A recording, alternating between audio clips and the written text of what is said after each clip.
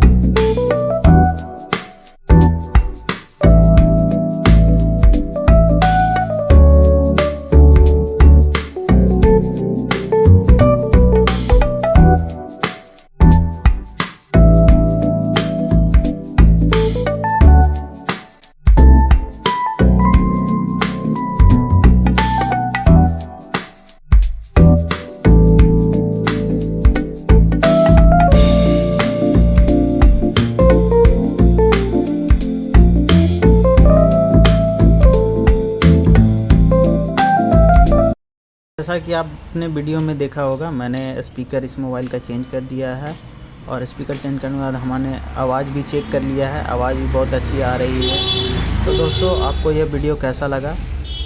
Video अगर अच्छा लग रहा हो तो लाइक, सब्सक्राइब और शेयर कर दें। धन्यवाद।